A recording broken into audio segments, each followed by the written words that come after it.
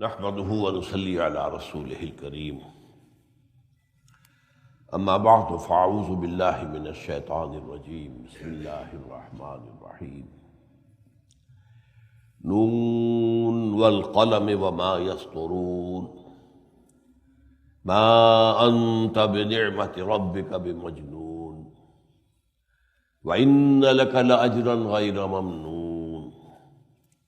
وَإِنَّكَ لَعَلَىٰ خُلُقٍ عَظِيمٍ فَسَتُبْصِرُ وَيُبْصِرُونَ بِأَيِّكُمُ الْمَفْتُونُ إِنَّ رَبَّكَ هُوَ أَعْلَمُ بِمَنْ ضَلَّ عَنْ سَبِيلِهِ وَهُوَ أَعْلَمُ بِالْمُهْتَدِينَ إلى قوله تعالى وَإِنْ يَكَادُ الَّذِينَ كَفَرُوا لَيُزْلِقُونَكَ بِأَبْصَارِهِمْ لَمَّا سَمِعُوا الذِّكْرَ وَيَقُولُونَ إِنَّهُ لَمَجْنُونٌ وَمَا هُوَ إِلَّا ذِكْرٌ لِلْعَالَمِينَ صدق اللہ العظیم۔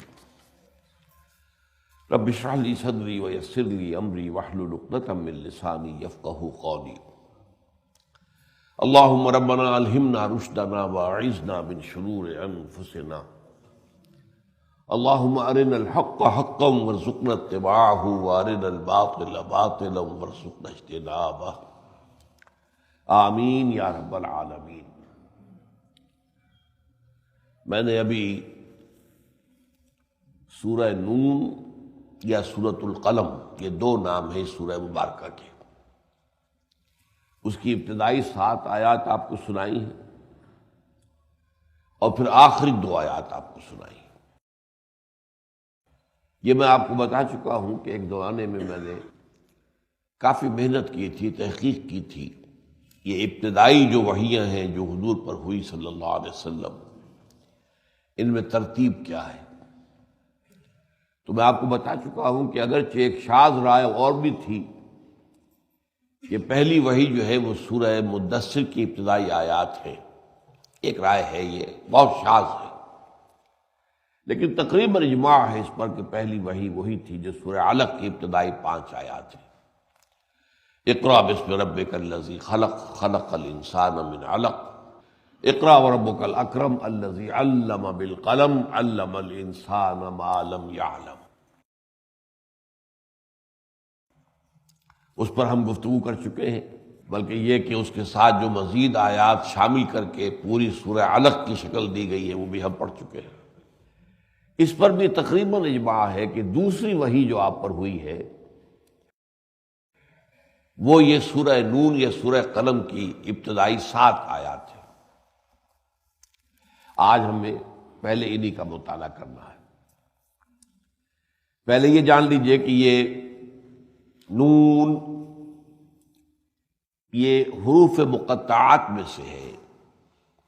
قرآن مجید کی بہت سی سورتوں کے آغاز میں یہ حروف مقطعات ہے۔ مقطع کیوں کہا جاتا ہے؟ قطع، کاٹنا، کہ ان کو الف لام میم کو علم نہیں پڑھتے ہم، بلکہ کاٹ کاٹ کر الف لام میم، الف لام را، ہا میم، تو یہ علیحدہ علیحدہ پڑھے جاتے ہیں، تو اس لیے یہ حروف مقطعات کہلاتے ہیں۔ وہ حروف کے جو ایک دوسرے سے کٹے ہوئے ہیں، جڑے ہوئے نہیں ہیں، وہ کوئی ایک لفظ نہیں بناتے بلکہ ان کا علیحدہ تلفظ کیا جاتا ہے۔ اب یہ جو حروف مقطعات ہیں یہ 3 صورتوں میں تو ایک ایک بھی آیا ہے۔ یہ سورہ نون اور سورہ قاف اور سورہ صاد، پھر بہت سی صورتوں میں یہ 2 کی شکل میں ہے۔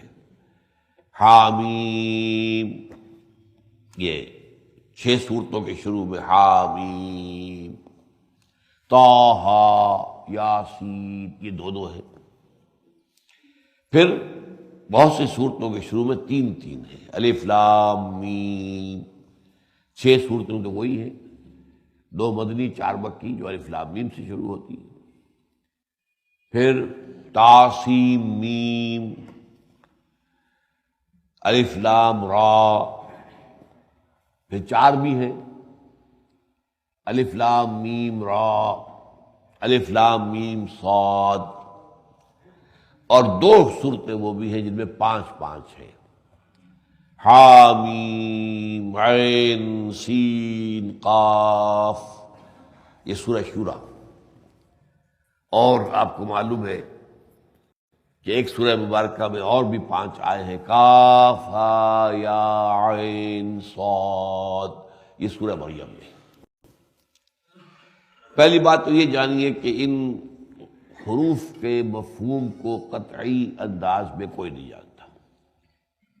ویسے ہے کی ہے لوگوں نے اپنے اپنا جو ہے اپنے اپنے ذوق کے مطابق جو ہے، لیکن وہ اکثر و بیشتر ٹامک ٹوئیاں مارنے والی بات ہے، کہیں کہیں بات جڑ بھی جاتی ہے، صحیح لگتی بھی ہے، لیکن یہ اتفاق ہے امت کے اندر کہ یہ تو ایک راز ہے اللہ کے اور اس کے رسول کے مابین۔ ہم کہہ سکتے ہیں یہ کوڈ ورڈز ہیں، کوڈ ورڈز کو ظاہر بات ہے وہ عام طور پر نہیں جانا جاتا، بلکہ وہ تو جو کوڈ بھیج رہا ہے اور جس کے پاس کوڈ جا رہا ہے وہی جانتے ہیں کوڈ ورڈ کو، اسی کے حوالے سے وہ پہچانتے ہیں، تو یہ کہا جا سکتا ہے۔ ویسے یہ کہ ایک رائے اس میں جو مولانا حمید الدین فراہی رحمۃ اللہ علیہ کی ہے، اس سے یہ خاص طور پر یہ سورہ نون کا معاملہ جڑتا ہے، وہ یہ ہے کہ یہ جو الفابیٹس کہلاتے ہیں الف با تا سا، تو یہ عبرانی کا زبان کے اور عربی زبان کے تقریباً ایک جیسے ہیں۔ ایک رائے یہ بھی ہے کہ عربی جو ہے وہ عبرانی کی بیٹی ہے، اور ایک رائے یہ بھی ہے کہ یہ دونوں بہنیں ہیں، کسی اور اس سے پہلی زبان ہوتی تھی اس کی یہ دونوں بیٹیاں۔ بہرحال قرب بہت ہے، دو بہنوں والا قرب سمجھ لیں یا باپ بیٹی والا قرب سمجھ لیں۔ اور یہ ابتدائی جو حروف بنائے گئے تھے، انسان نے جب حروف بنانے سیکھے تو کس طرح کی شکل سے بنائے گئے؟ جو چیزیں وہ دیکھتا تھا اس کے مطابق ہی اس نے کچھ شکلیں بنا لی۔ الف کو وہ لکھتے تھے یوں کر کے، صرف الف ہمارا سیدھا اردو کا تو سیدھا ہوتا ہے نا، عربی میں آپ کو معلوم ہے اوپر ایک گھونڈی ڈالتے ہیں، یہ اصل میں بیل کے سر کے مانند تھا۔ با، یہ با بیت، بیت کے معنی گھر، اور گھر پہلے جب انسان نے گھر بنائے ہیں وہ بغیر چھت کے ہو، چھت ڈالنا تو بہت بعد میں سیکھا ہے نا، بس یہ کہ یہ میرا رقبہ ہے، تو وہ دیواریں کھڑی کر دیتے تھے، معلوم ہو جائے کہ یہ آپ کا ہے، یہ اس کا ہے، یہ اس کا ہے، وہ رقبہ جو ہے دیوار جو ہے بس وہی حد فاصل ہے، چھت تھی نہیں۔ تو الفا بیتا، بیت گھر، بیٹا آپ کو معلوم ہے انگریزی میں بھی الفا بیٹا، تو یہ بیت جو ہے بیت سے بنا ہے گھر سے۔ ایسے ہی بہت سی مثالیں۔ توئے وہ سانپ کی شکل میں لکھا جاتا تھا، سانپ پھن اوپر ہے اور پھر نیچے کنڈلی ماری ہوئی ہے اس نے، تو توئے جو ہے وہ بنتا ہے۔ میم جو ہے سمندر کے ایک لہر کی طرح بنتا تھا میم۔ تو یہ آپ دیکھتے ہیں کہ جن جن صورتوں کے اندر سمندر کے پھٹ جانے والا معجزہ حضرت موسیٰ کا مذکور ہے وہاں یہ میم ضرور ملے گا آپ کو، اور یہ کہ گائے کے ذبح کا معاملہ جہاں تھا وہاں وہ الف، گائے کا سر جو ہے وہ آپ کو ملے گا۔ اس طریقے سے یہ نون کا خاص معاملہ کیا ہے کہ نون لکھتے تھے یا ایک ہم تو گہرا کر کے لکھتے ہیں نا، عرب یوں لکھتے تھے بس جیسے ایک ہلکا سا کرو اور ایک طرف نقطہ بیچ میں نہیں، ایک طرف۔ یہ مچھلی کی آنکھ اور مچھلی یہ شکل بنتی تھی، تو یہاں پھر عربی زبان میں نون کے معنی ہی مچھلی ہو گئے۔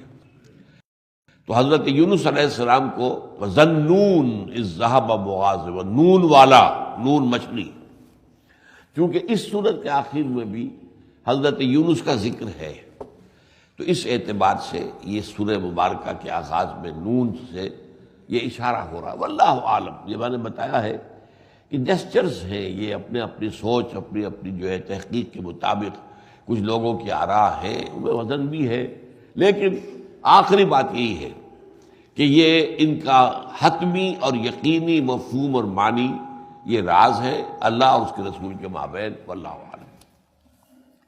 تو نون کا یہاں پر ذکر جو ہے خاص طور پر اس لیے کہ آخر میں حضرت یونس علیہ السلام، جنہیں قرآن مجید خود کہتا ہے سورہ انبیاء میں ذَنُّونَ إِذْ ذَهَبَ مُغَاضِبًا، وہ نون والا، مچھلی والا، یہاں مچھلی والے کے الفاظ آئیں گے سورت کے آخر میں، لیکن وہاں پر وہ جو ہے مچھلی کے لیے نون کا لفظ نہیں آیا ہے، لیکن دوسری سورت انبیاء میں نون کا لفظ مچھلی کے لیے آیا، ذَنُّونَ۔ تو نون والقلم وما یسطرون، اور قسم ہے قلم کی اور جو وہ لکھتے ہیں۔ اب یہ میں پہلے عرض کر چکا ہوں کہ پہلی وحی میں بھی قلم کا ذکر ہے، پڑھنے پڑھانے کا ذکر ہے، تعلیم کا ذکر ہے، اقرا کا ذکر ہے، پڑھو، اور علم بالقلم علم الانسان ما لم یعلم۔ تو بہت مشابہت ہے کہ دوسری وحی میں بھی قلم کی قسم اللہ تعالیٰ کھا رہا ہے۔ اور قسم سے مراد کیا ہے؟ گواہی۔ اصل میں جو انسانی علم ہے، جو بھی انسان نے حاصل کیا ہے، میں نے اس تفصیل سے بیان کیا ہے، یاد ہوگا آپ کو، کہ ایک ایکوائرڈ نالج ہے اور ایک ریویلڈ نالج ہے۔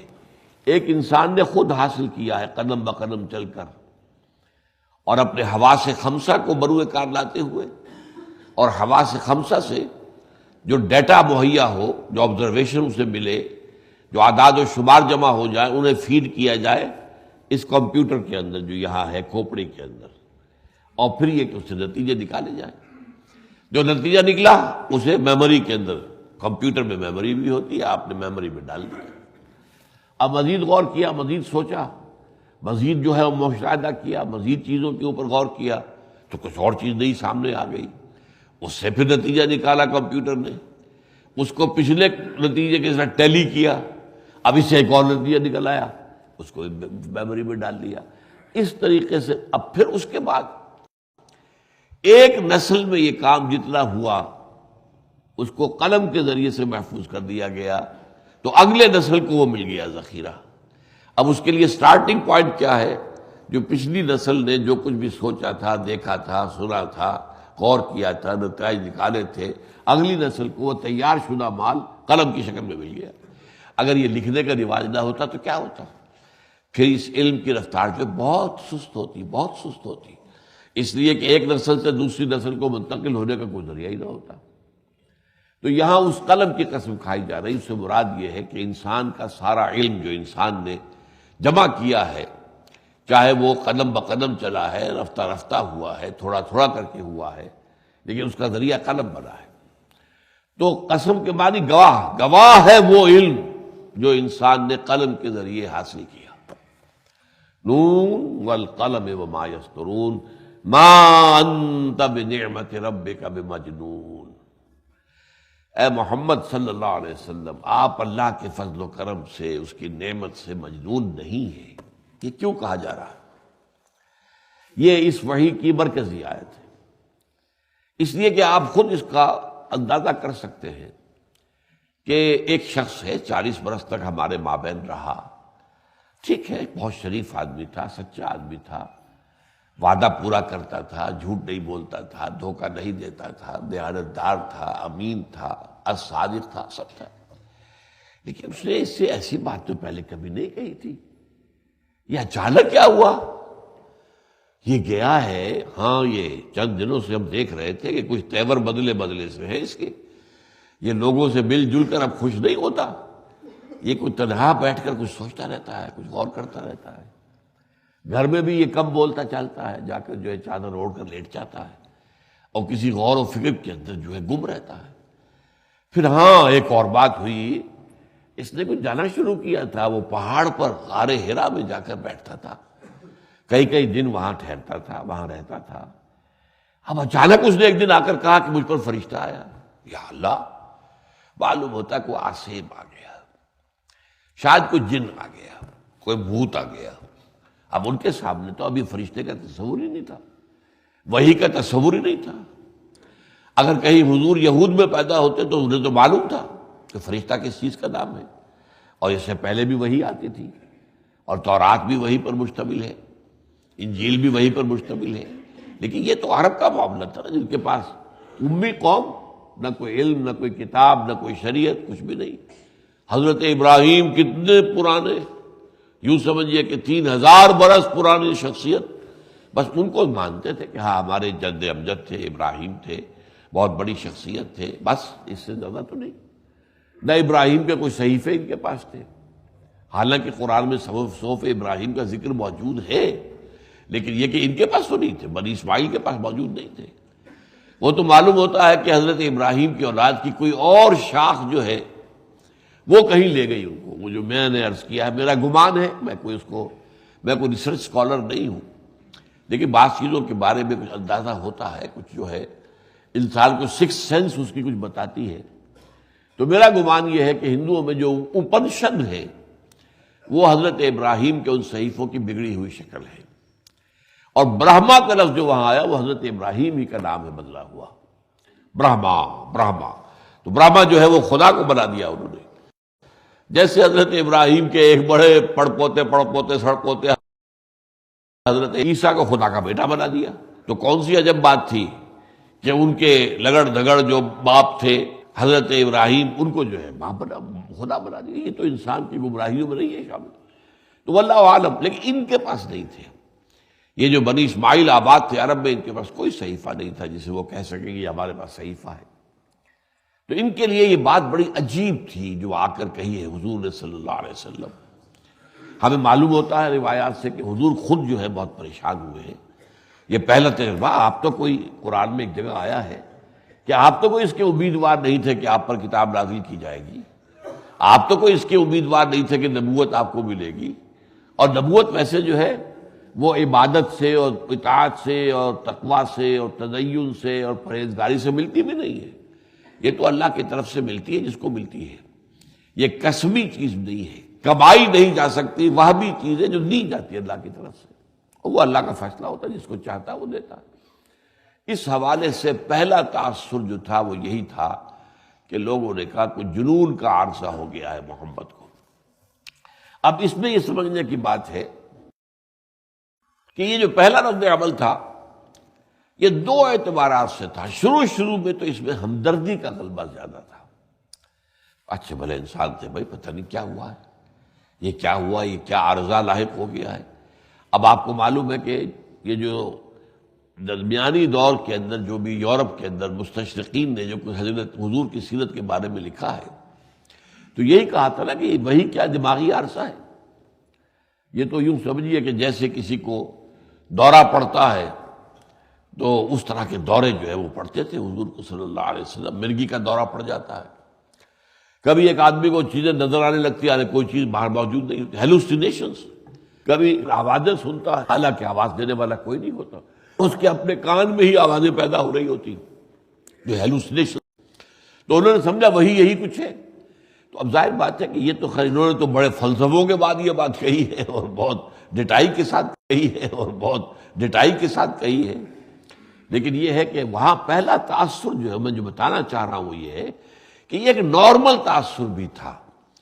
یہ نہیں ہے کہ یہ مخالفانہ ہی ہو، بعد میں مخالفانہ بن گیا ہے، لیکن شروع میں یہ مخالفانہ نہیں تھا بلکہ اس میں تعصف کا، ہمدردی کا پہلو تھا کہ بہت اچھے آدمی تھے، بڑے نارمل آدمی تھے، بال بچوں دار آدمی تھے، شادی شدہ آدمی تھے، اور یہ آپ بڑے اچھے کاروباری تھے، معاملات کے اندر کھڑے تھے، زبان کے سچے تھے.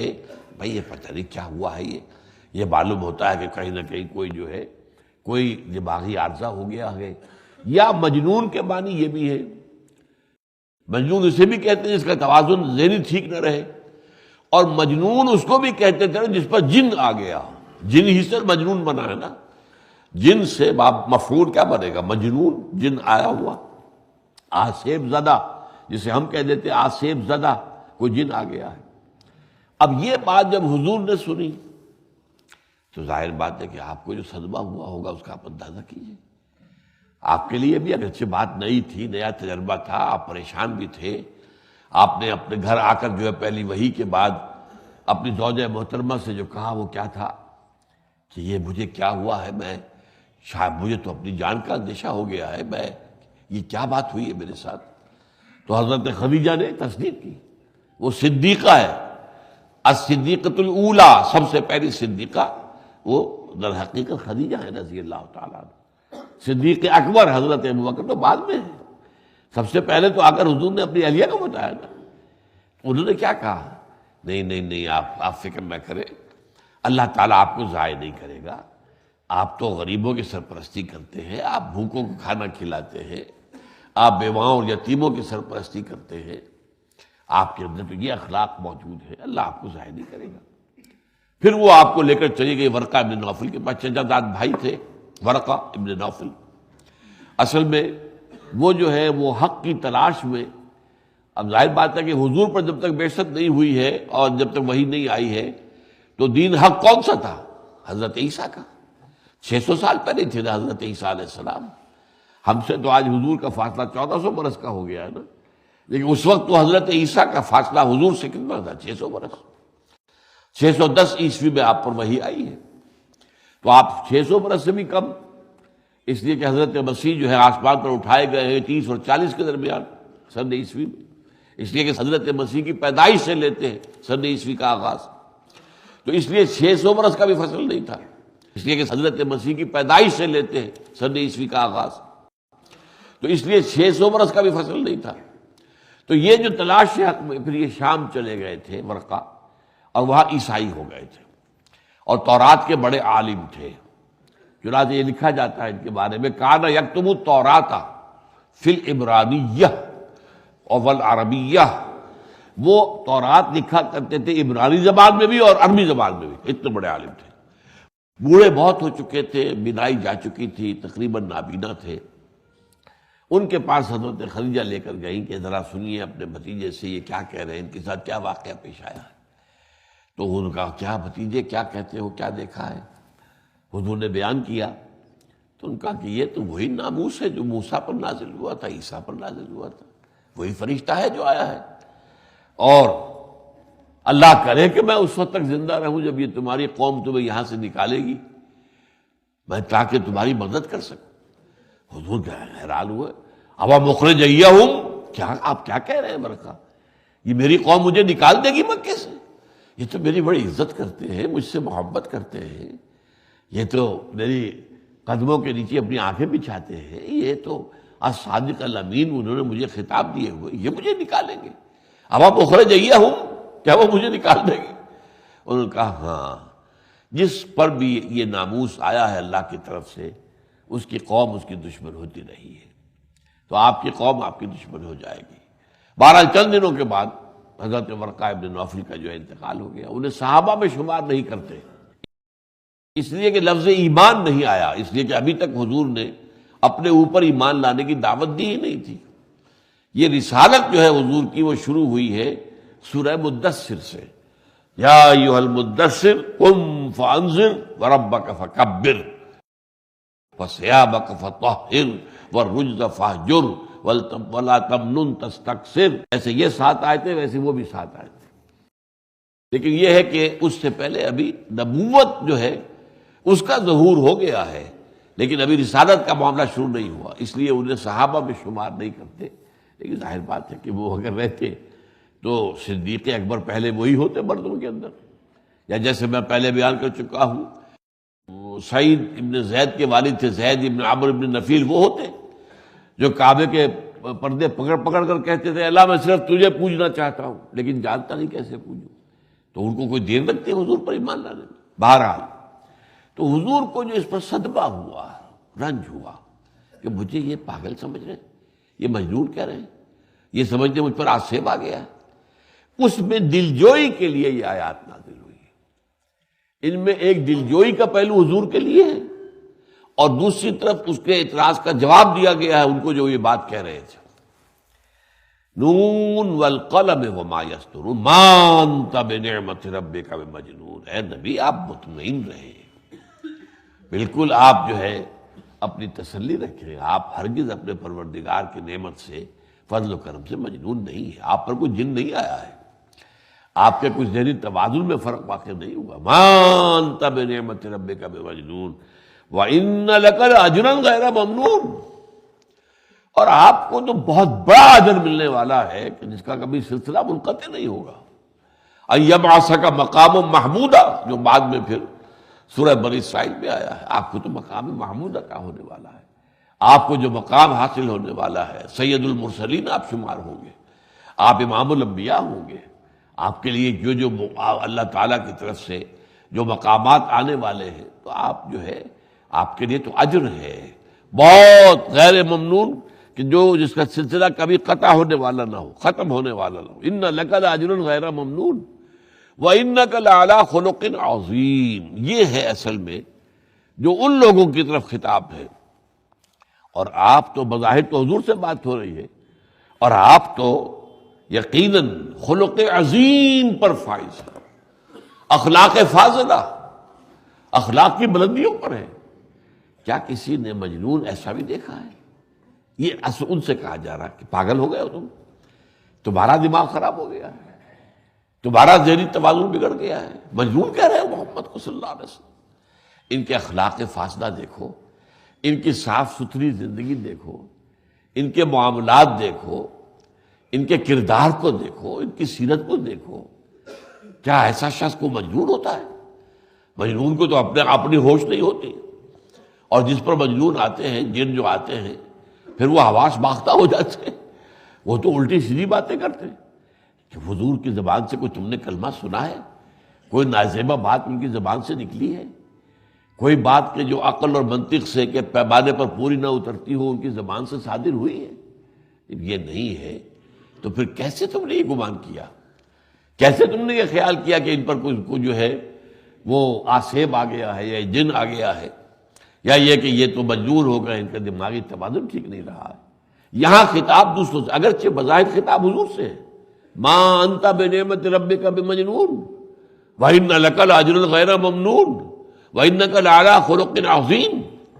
یہ تو ساری چیزیں جو ہے بظاہر تو حضور سے خطاب کر کے کہی جا رہی ہے نا، لیکن یہ کہ اس کا رخ، اس آیت کا رخ جو ہے وہ ان لوگوں کی طرف ہے جنہوں نے اس خیال کا اظہار کیا کہ حضور صلی اللہ علیہ وسلم پر گویا کہ کوئی آسیب آ گیا، کوئی جن آ گیا ہے، یا یہ کہ خدا نخواستہ آپ کا دماغی توازن بگڑ گیا. وہ جو جدید مستشرقین نے کہا ہیلوسینیشن آنی شروع ہو گئی ہے، یہ ان کا جو ہے، ان کو جو ہے خود بخود کچھ چیزیں دکھائی دینے لگی ہیں جبکہ کچھ ہوتا نہیں ہے باہر. تو معلوم ہوتا ہے کوئی اس طرح کا تجربہ محمد کو ہوا ہے صلی اللہ علیہ وسلم. اس کی دلجوئی حضور کی اور ان کے اعتراض یا ان کے خیال کا یا ان کے گمان کا جواب، یہ دو پہلو ہیں اس وحی کے. نون والقلم وما یسطرون ما انت بنعمت ربک بمجنون وَإِنَّ لَكَ لَأَجْرًا غَيْرَ مَمْنُونٍ وَإِنَّكَ لَعَلَىٰ خُلُقٍ عَظِيمٍ فَسَتُبْصِرُ وَيُبْصِرُونَ بِأَيِّكُمُ الْمَفْتُونُ. اب یہاں تھوڑا سا رنگ آیا ہے، جیسا کہ میں نے کہا تھا کہ یہ دو انداز میں بات کہی جا رہی تھی. ایک تو تعصب بھرے انداز میں، کیا ہوا، یہ اچھے بھلے آدمی تھے، بیٹھے بٹھائے کیا ہو گیا. اور ایک پھر یہ مخالفانہ انداز بھی تھا. ظاہر بات ہے ہر معاشرے میں اچھے سے اچھے شخص کے بھی کچھ نہ کچھ تو جو ہے مخالف ہوتے ہی ہیں، بلکہ جو بہت اچھا آدمی ہو اس کے حاسد ہوتے ہیں. تو انہوں نے گویا کہ مخالفانہ انداز میں کہنا شروع کیا. دیکھا نا، ہم کہتے نہیں تھے یہ جو جا کے بیٹھتے ہیں کہیں، اور جا کر جو ہے وہ غار کے اندر بیٹھے رہتے ہیں، کئی دن رہتے ہیں وہاں پر، تو کچھ ہوگا ان کے ساتھ، کوئی نہ کوئی آسیب چمٹ جائے گا انہیں، کوئی نہ کوئی بات جو ہے ہو جائے گی ان کے ساتھ. تو وہ جواب، وہ جو بات ہے مخالفانہ انداز میں بھی کہی جا رہی تھی، توہین آمیز انداز میں بھی کہی جا رہی تھی. اب اس کا جواب یہ دیا جا رہا ہے فَسَتُبْصِرُ وَيُبْصِرُونَ بِأَيِّكُمُ الْمَفْتُونُ. اے نبی عنقریب آپ بھی دیکھ لیں گے اور یہ بھی دیکھ لیں گے کہ کس کا دماغ چل گیا تھا، کون فتنے میں پڑ گیا تھا. آیا محمد کا دماغی توازن خراب ہو گیا تھا یا ان کا خراب ہو گیا؟ دیکھیں گے کچھ ہی عرصے کے بعد، جب ہے نبی آپ کے ہاتھوں انقلاب برپا ہوگا، جب آپ کے ہاتھوں نئی تاریخ لکھی جائے گی، تاریخ عالم کی کا ایک نیا باب جو ہے تحریر ہوگا، ایک نئی تہذیب وجود میں آئے گی، نئے علوم پیدا ہوں گے، نئی روشنی دنیا میں پھیلے گی، اور آپ کے دست مبارک سے اس عرب کے اندر یہ جو ان پڑھ قوم ہے اس میں بڑے بڑے علماء پیدا ہوں گے، بڑے بڑے وہ لوگ پیدا ہوں گے جو نئے نئے علوم پیدا کر دیں گے، جو ایجاد کریں گے، الجبرا ایجاد کریں گے، الکیمیا ایجاد کریں گے، یہ بڑے بڑے علوم، فلکیات کا علم ایجاد کریں گے. یہ آپ کے کام سے یہ ہوگا تو انہیں پتہ چل جائے گا کہ دماغ کس کا خراب ہوا تھا، آسیب کسے آیا تھا، ذہنی توازن کس کا بگڑا تھا، حواس کس کے جواب دے گئے تھے. تم دیکھو محمد کو صلی اللہ علیہ وسلم، ان کے کردار کو دیکھو، ان کی شخصیت کو دیکھو، ان کی نفاست پسندی کو دیکھو، یہ صاف اور ستھرائی کے. وہ جن پہ مجنون، جن پہ جن آتے ہیں وہ تو گندے رہتے ہیں. آپ کو معلوم ہے یہ کاہن قسم کے لوگ جو ہوتے ہیں یہ تو گندے رہتے ہیں. کیونکہ گندی ارواح سے انہیں رابطہ قائم کرنا ہوتا ہے، اور گندی ارواح آتی جیسے مکھی جو ہے وہ تو گندگی پر بیٹھے گی نا، تو وہ گندی ارواح جو ہے جو شیاطین جن ہے وہ تو آتے ہی برے لوگوں پر ہے۔ تو محمد کو دیکھو، ان کا کردار دیکھو، ان کی شخصیت دیکھو، نفاست والی ان کی کا مزاج دیکھو ان کا، تو یہ بات بہرحال ان قریب زمانہ دیکھ لے گا، وقت نکلے گا۔ آپ کو معلوم ہے تاریخ میں 20-25 برس کیا ہوتے ہیں؟ کچھ بھی نہیں۔ ہمیں 62-63 برس ہو گئے، ہم نے کیا کیا؟ کچھ بگاڑا ہی ہے، اپنا بنایا تو نہیں ہے۔ ایک وہ ہے جنہیں تصویر بنا آتی ہے، ایک ہم ہیں کہ لیا اپنے بھی صورت کو بگاڑ۔ آدھا ملک تو ہم آج سے کوئی 35 سال پہلے کو کھو بیٹھے تھے، آپ ہمارا حال جو ہے وہ آپ نوٹ کر لیجیے۔ تو یہ صورت حال، لیکن حضور نے 25 برس میں جو انقلاب عظیم برپا کر کے دکھا دیا، حالانکہ کیسی کیسی مصیبتوں میں سے گزرے ہیں آپ اور آپ کے صحابہ کرام، کیسی کیسی مخالفتیں ہوئی ہیں، کیسی کیسی ایذا رسانیاں ہوئی ہیں، کیسے کیسے اللہ کی طرف سے امتحان آئے ہیں کڑے سے کڑے، لیکن ان سب میں سے گزر کر کل 20-25 برس میں آپ کو معلوم ہے وہاں جہاں سے نکالے گئے تھے مکے سے، جب نکالے گئے ہیں وہاں سے، اس کے بعد جو آپ کو معلوم ہے کہ کل 8 برس میں واپس آ گئے فاتح کی حیثیت سے۔ نکلے ہیں تو جان بچانی مشکل تھی، رات کی تاریکی میں نکلے ہیں، اور جا کر 3 دن جو ہے روپوش رہے غار ثور کے اندر، نکلے ہیں تو اس حالت میں نکلے ہیں۔ کوئی جمعیت نہیں تھی، کوئی فوج نہیں تھی، کوئی بڑی جماعت نہیں تھی، بمشکل 100-125 آدمی، لیکن یہ کہ کل 8 برس میں وہی اللہ کا بندہ جو ہے، اللہ کا رسول صلی اللہ علیہ وسلم، 10,000 اس وقت آپ کے ساتھ کون تھے؟ 10,000 جنہیں کہا گیا ہے قدوسیوں کی شکل میں، قدوسی یہ تورات کے الفاظ ہیں، 10,000 قدوسیوں کی معیت میں وہ آئے گا۔ وہ آیا اور اس نے جو ہے آپ کو معلوم ہے ایک نئی سلطنت کی، ایک نئی قوم، ایک نئے نظام کی بنیاد دنیا میں قائم کی ہے۔ تو فَسَتُبْصِرُ وَيُبْصِرُونَ بِأَيِّكُمُ الْمَفْتُونُ، تو یہ ہیں وہ 7 ابتدائی آیات۔ میں نے آخری 2 آیات اس لیے پڑھ دی ہیں کہ وہ اصل میں اس کے ساتھ ان کا جو ہے اس کا ایک ربط ملتا ہے۔ وَإِن يَكَادُ الَّذِينَ كَفَرُوا لَيُزْلِقُونَكَ بِأَبْصَارِهِمْ لَمَّا سَمِعُوا الذِّكْرَ وَيَقُولُونَ إِنَّهُ لَمَجْنُونٌ وَمَا هُوَ إِلَّا ذِكْرٌ لِّلْعَالَمِينَ۔ یہ وہ دور کی ہے آیت جو ہے، یہ تو میں نے آپ کو بتایا کہ 7 آیتیں تو نمبر 2 وہی ہے، بعد کی تو آیات جو ہے بعد کے وقت میں نازل ہوئی ہیں، وہ اس میں شامل کر کے ان کو ایک صورت کی شکل دی گئی ہے، لیکن یہ کسی کو مغالطہ نہ ہو کہ یہ کسی نے خود کیا ہے اپنی مرضی سے، کسی صحابی نے یا کسی خلیفہ راشد، نہیں، یہ حضور نے کروایا۔ فلاں آیتیں اب نازل ہوئی ہیں، فلاں سورت کے فلاں آیت کے بعد ان کو درج کر لو، فلاں سورت کی فلاں آیتوں کے بعد ان آیتوں کو شامل کر لو۔ اس طرح وہ ترتیب بنتی چلی گئی، صورتیں مکمل ہوتی گئی، اس طریقے سے صورتوں کی آپس میں ترتیب بنتی چلی گئی۔ تو یہاں جب جو مخالفت شدید ہو گئی تو ان میں سے ایک شکل انہوں نے یہ اختیار کی تھی، ان کا اپنا خیال تھا نا کہ یہ تو کوئی معاملہ جادو وادو کا ہے، معلوم ہوتا ہے ان کو پڑ گیا، وہ ہم پڑھیں گے جب اگلا حصہ اس سورت مبارکہ کا تو بات سامنے آئے گی۔ تو وہ کیا کرتے تھے، انہوں نے جو عامل لوگ کہلاتے نا ہمارے معاشرے میں بھی، ان کو بلایا۔ وہ عامل لوگ کیا کرتے تھے، یہ آج بھی ہوتا ہے، کسی کی ول پاور کو توڑنے کے لیے وہ گھور کر دیکھتے ہیں، اور یہ آپ کو معلوم ہونا چاہیے، یہ ایکسرسائزز ہوتی ہیں کہ آپ جو ہے یہ روحانی ایکسرسائزز بھی ایسی ہوتی ہیں، مثلا یہ کہ روحانیت اپنی قوت ارادی کو مضبوط کرنے کے لیے ایک طریقہ یہ صوفیہ میں مستعمل ہے یہ چیزیں کہ آپ سفید رات کے پچھلے پہر سفید کپڑے پہنے سفید چادر پر بیٹھے اور وہاں ایک نقطہ لگا دیں سفید چادر کے اوپر، اور پھر اس نقطے کو نگاہ جمائے رکھیں، دیکھتے رہے دیکھتے رہے دیکھتے رہے دیکھتے رہے، پلک جھپکنے نہ پائے، پلک جھپکنے نہ پائے، بس یہ جو ہے اس سے بھی انسان اپنی قوت ارادی کو مضبوط کرتا ہے، اور بسا اوقات واقعات میں ان نگاہوں میں اتنی قوت پیدا ہو جاتی جس کو دیکھتے ہیں وہ ڈر جاتا ہے یا اس کی پلک فوراً جھپک جاتی ہے۔ آپ نے مقابلہ کیا، آنکھوں سے آنکھیں ڈالی اور اس کی پلک جھپک گئی، اور وہ جو ہے متاثر ہوا کہ ان میں کوئی روحانی قوت ہے۔ اس طرح کے کچھ لوگوں کو بلا کر حضور پر یہ تباہ آزمائی یہ ہتھیار استعمال کیا۔ وَإِن يَكَادُ الَّذِينَ كَفَرُوا لَيُزْلِقُونَكَ بِأَبْصَارِهِمْ لَمَّا سَمِعُوا الذِّكْرَ۔ اور یہ جو کافر ہیں جو اب انکار کر رہے ہیں، اب یہ ظاہر بات ہے کہ بعد کا میں نے کہا تھا کہ یہ ان 7 آیتوں کے ساتھ ان کو وقتی زمانی اعتبار سے مت جوڑیے، یہ بعد میں جبکہ بھٹی گرم ہو گئی تھی، اختلاف شدید، مخالفت شدید، ادھر لوگ ایمان لے آئے، ادھر جو ہے ان کے اوپر ایذا ہو رہی ہے۔ تو حضور پر بھی یہ میں آپ کو بتا چکا ہوں کہ حضور پر پہلے 3 سالوں میں کوئی فزیکل اسالٹ نہیں ہوئی، بلکہ بعد میں بھی بہت کم ہوئی ہے۔ وہی جو میں پچھلی مرتبہ آپ کو گنوا چکا ہوں، بعض واقعات ابو جہل ہی کے ہیں وہ، لیکن یہ کہ فزیکل اسالٹ نہیں ہوئی۔ آپ کو تو آپ کی جو ول پاور ہے اس کو توڑنے کی کوشش کی گئی ہے، اور دوسروں پر بھی کسی کے اوپر کوئی تعظیم نہیں ہوئی پہلے 3 سال۔ ان کا خیال یہ تھا نا کہ جڑ بنیاد تو یہ محمد ہے، ان کی ذات ہے، ان کی شخصیت ہے، اگر کسی طرح ہم ان کی قوت ارادی کو ختم کر دیں تو بات ختم ہو جائے گی، باقی جو لوگ ایمان لائے ہیں ان کی تو کوئی حیثیت نہیں۔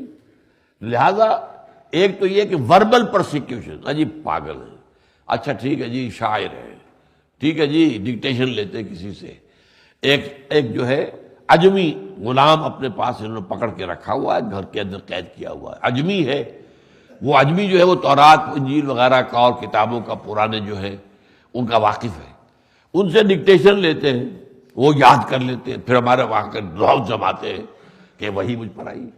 اس قسم کی باتیں تھیں کہ جو کرتے تھے، اور اس میں یہ بھی ہے کہ حضور کو رنج پہنچتا تھا، صدمہ ہوتا تھا۔ چنانچہ ایک سورہ ہجر ہے قرآن مجید کے اندر، تو اس کے اندر فرمایا گیا ہے وَلَقَدْ نَعْلَمُ أَنَّكَ يَضِيقُ صَدْرُكَ بِمَا يَقُولُونَ۔ اے نبی ہمیں خوب معلوم ہے کہ جو کچھ یہ کہتے ہیں آپ کے بارے میں، اس سے آپ کا سینہ بچتا ہے، آپ کو رنج ہوتا ہے، صدمہ ہوتا ہے، آپ کو تکلیف ہوتی ہے۔ وَلَقَدْ نَعْلَمُ أَنَّكَ يَضِيقُ صَدْرُكَ بِمَا يَقُولُونَ، لیکن یہ کہ آپ صبر کیجئے، جو بھی کچھ یہ کہہ رہے ہیں فَاصْبِرْ عَلَىٰ مَا يَقُولُونَ وَاهْجُرْهُمْ هَجْرًا جَمِيلًا، یہ جو تیسری وحی آئے گی اس میں یہ الفاظ آ جائیں گے۔ لیکن یہاں یہ کہ یہ ایک دوسرا کام کیا کرتے تھے، وہ ان عاملوں کو بلا کر اور کھڑا کرتے تھے، جب حضور قرآن مجید پڑھ کر سناتے تھے وہ گھورتے تھے، تاکہ اپنی اس قوت ارادی کے ذریعے سے حضور کی جو ہے قوت ارادی اسے کچل دے اور بچلا دے، حضور پڑھ نہ سکے، بیچ ہی میں رک جائے، آپ کا جو ہے وہ اندر ختم ہو جائے، آپ کی مقاومت، قوت مقاومت جو ہے اس کو شکست دے دے۔ اس کی طرف اشارہ ہو رہا ہے وَإِن يَكَادُ الَّذِينَ كَفَرُوا لَيُزْلِقُونَكَ بِأَبْصَارِهِمْ، وہ تو اصل میں چاہتے ہیں کہ اپنی نگاہوں کے ذریعے سے، اپنی نگاہوں سے گھور کر دیکھ کر آپ کو پھسلا دیں، گڑبڑ کر دیں، آپ کے کلام کے اندر جو ہے وہ ایک بد نظمی پیدا ہو جائے، غیر منطقی انداز ہو جائے، آپ گھبرا جائیں، آپ کو پسینہ آ جائے۔ یہ سارے کرتب وہ آزما رہے تھے جب وہ، نوٹ کر لیجئے میرے، جب بھٹی دہک گئی تھی، ابتدائی 7 آیات شروع کیے، اور جیسا کہ میں نے آپ سے عرض کیا ہے اس میں زیادہ پہلو کیا تھا، افسوس کا تھا، رنج کا تھا، پتہ نہیں کیا ہوا محمد کو صلی اللہ علیہ وسلم، یہ کیا حادثہ ہو گیا ان کے ساتھ، اچھے بھلے آدمی تھے۔ تو یہ رنگ غالب تھا، جبکہ وہ آیتیں نازل ہوئی نون والقلم وما یسطرون۔ تمہارا سارا سرمایہ علمی جو ہے یہی بتاتا ہے، ایسے کوئی پاگل ہوتے؟ کیا محمد جیسی شخصیت رکھنے والے جو ہے پاگل دنیا نے کبھی دیکھے ہیں؟ کبھی آصف زدہ آدمی کا انداز یہ ہوتا ہے، اس قدر کمپوزڈ، اپنی گفتگو میں مربوط، اپنے سیرت و کردار اور اعمال کے اندر کس قدر یہ منضبط اور کس قدر معتدل مزاج کے انسان صلی اللہ علیہ وسلم۔ کبھی تمہارا علمی سرمایہ جو قلم سے جمع کیا تم نے، وہ سارا سرمایہ تو گواہ ہے کہ نہیں، یہ تو مجنون نہیں ہو سکتے، یہ آصف زدہ نہیں ہو سکتے، یہ پاگل نہیں ہو سکتے، انہیں جنون کا کوئی عارضہ نہیں ہو سکتا۔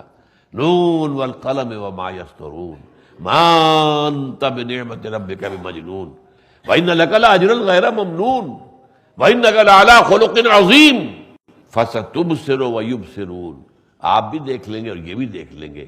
بِأَيِّكُمُ الْمَفْتُونُ، کہ کون تھا کہ جو بچل گیا تھا، کون تھا کہ جس کا دماغی توازن بگڑ گیا تھا۔